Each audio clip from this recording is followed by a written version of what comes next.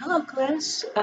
This is my week one wrap up. I will try to make one of these, like I said, on Wednesday each week to kind of give you an idea of things I saw or things I want to talk about. This week's is going to be much longer than normal. They normally are because it's the first week and we've got a lot to talk about. So first, I want to really compliment you on the engagement in the discussion forum. Um, I know that for most of you, this is, halfway or more through your course, but I really appreciate seeing the, conversations where you're learning from each other and you're encouraging each other, talking about the topics that, that we have for this week, constructivism. So keep that up. It's important in this kind of environment because we're not all together physically that we, really communicate in the discussion forum, so that it mimics a classroom. So great job on that. Keep that up. I'm enjoying reading, what y'all think. As far as your written assignment, I said I was going to grade everybody's papers, but I don't normally have 36 students in a class because, as you may remember, in the 50-10 class, more than half those students usually drop. So, I may have 12 papers to grade. So 36 papers edited like I do, each week is not going to be feasible. So I decided to do a third each week. So this week I did 13 and sent those out. So if you did not get an edited paper, then you'll be either next week or the following week. In the meantime, be sure you are reading at least my responses in the discussion forum because I am correcting all APA mistakes that I catch.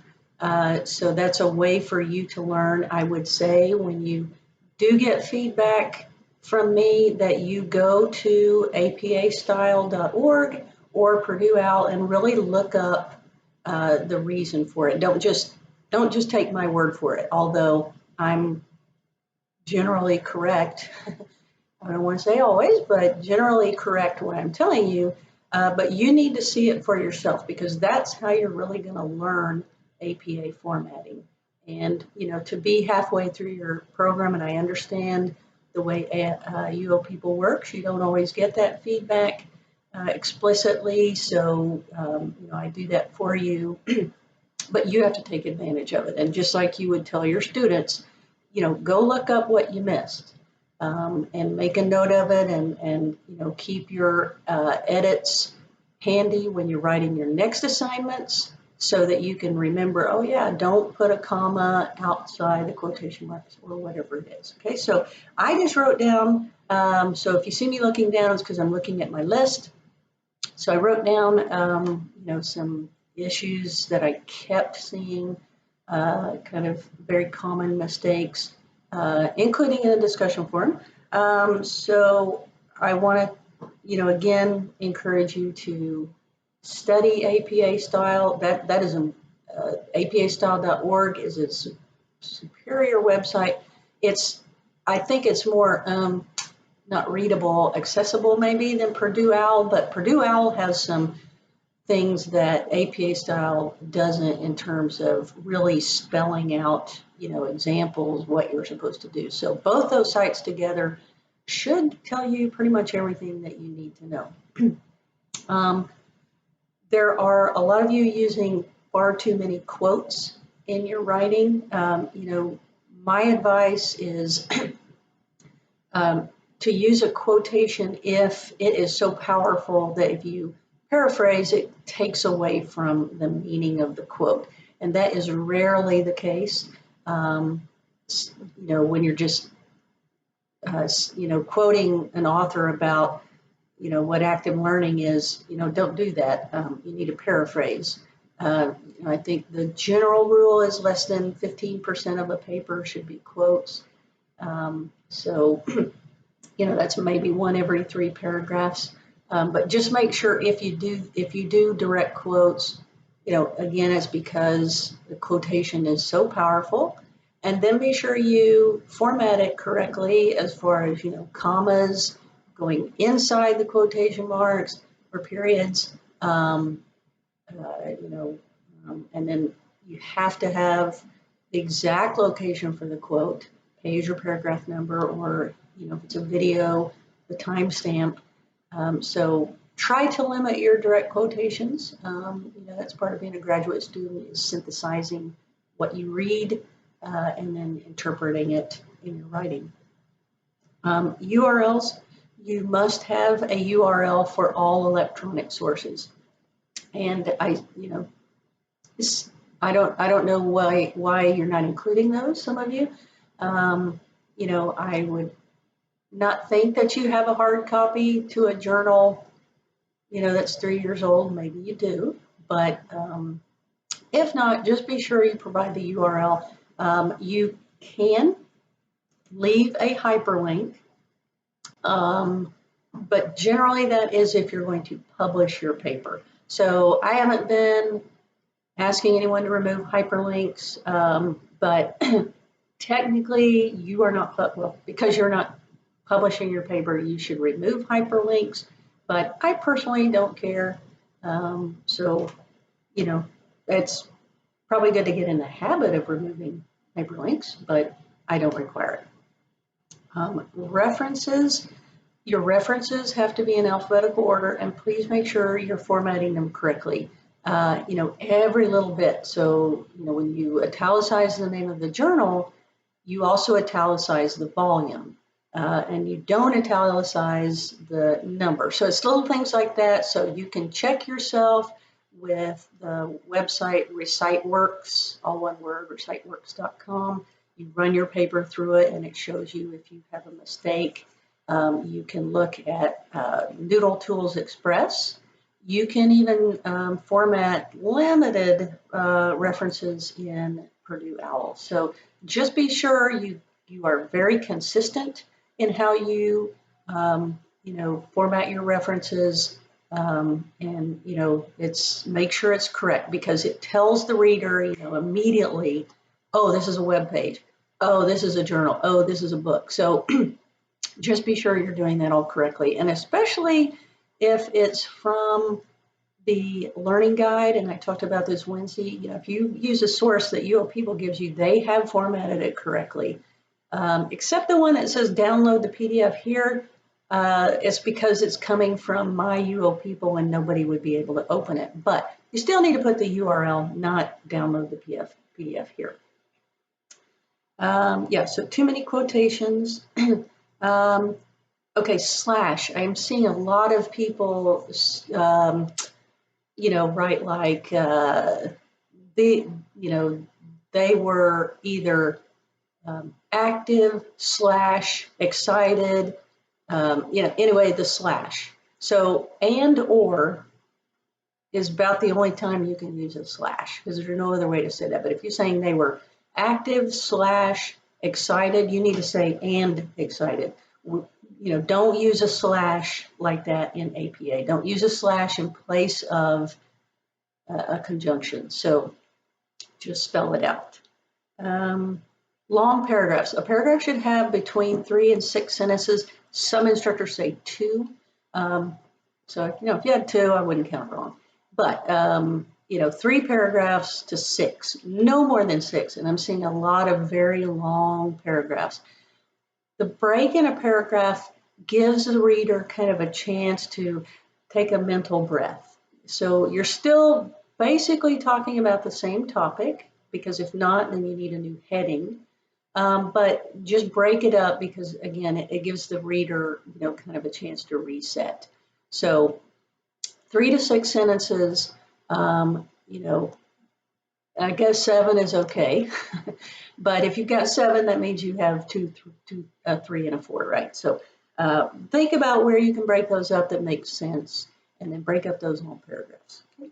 All right. Writing assessment. Okay. So what I noticed this week in the papers, You were supposed to talk about kind of the reasons you had gone into teaching, although that wasn't super clear from the instructions. It said reflect on why you went, and so only a couple people that in the papers I read actually talked about why they went into education, and that's okay because wasn't wasn't sure if it was supposed to write about it or just think about it. But when he talked about the constructivist strategies, you went into these long explanations about the activity you did. You know, I don't know, planting a garden. You went all into it about planting a garden, and that wasn't the intent of the assignment. The intent of the assignment was to kind of tie back, you know, why those were constructivist, what made those activities constructivist, and why did you use them in your classroom. So just remember that, you know, at the graduate level, you're not teaching or talking about the strategies themselves in terms of like a lesson plan. You're talking about the reasons for the approach. So why does constructivism lead to deeper learning and higher achievement and higher student engagement? So kind of broaden your thinking a little bit. And you know, we'll see how it goes. I mean, you are still working on your writing skills, and some of you write very well. I mean, you have, you know, good details and that flows logically. But just don't get in so much. Don't get bogged down by those, by, you know, the minutia. You know, for your reader, because these papers are not intended to provide someone with, you know, a how-to guide. Okay. Oh, be sure you double space throughout your paper. Microsoft Word default, unfortunately, adds an extra space, was 0.8 between paragraphs. And you don't want to do that. You only want to double space. So I thought about in Microsoft, I mean, in our Teams meeting this weekend, I will share my screen and show you what Microsoft Word does and how you need to fix it, because you don't want extra space between headings and paragraphs or between paragraphs. Just double space throughout your paper, except your title page, which has an extra double space between your title and organization. And your organization is Department of Education, not Master of Education. Yeah, so double space. I have something that popped in my head.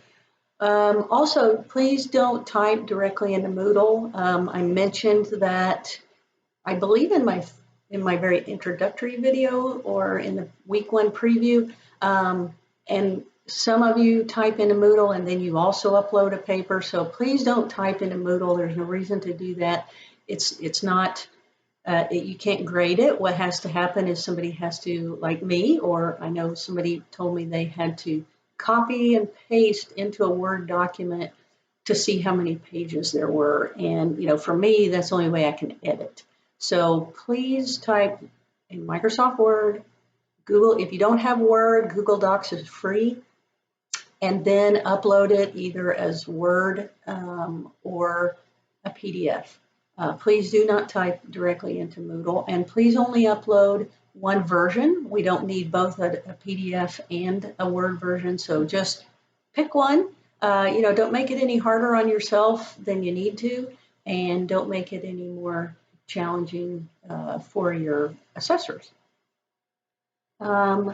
I encourage you to visit the Learning Resource Center English language resources. I think in many of the papers I read, some of the mistakes were just simply language translation. I have no problem with that in terms of I would not subtract points, but you know, the academic writing globally is in English. So if you just are going to publish in, you know, your home country, that's fine, and write in your native language. But if you want to write so that you know, other countries can, people in other countries can read what you've written, has to be in English. The other thing is, you know, I talk about once you get your master's, you are seen as an advisor or someone who can advise. And if your school leadership asks you to, um, you know, produce a, you know, I'm sorry, I'm losing my train of thought. Ask you to produce a presentation for them that needs to be in English. So you got to learn to write academically in English. So visit the Learning Resource Center. You know, there's also an APA tutorial in there. So I think that's about all I wanted to talk about. Otherwise, like I said, I've enjoyed this first week together. And I hope that we continue to enjoy our next 7 weeks. You know, you're kind of right at the level where you feel like you know a lot, and yet there's still so much to learn. So, you know, stay humble. You know, I work on that. You know, I do know a lot, but I want to stay humble. I want to listen to others. And, you know, most importantly, you know, I'm not always right. I can always learn from others. And, you know, if I knew everything, you know, I'd probably be insufferable. If you knew everything, you know, you don't need to be here, right? So keep learning, keep striving. You're doing wonderfully. You're persistent, you're resilient, and I am here to help. So with that, I will say goodbye and see you in the course room.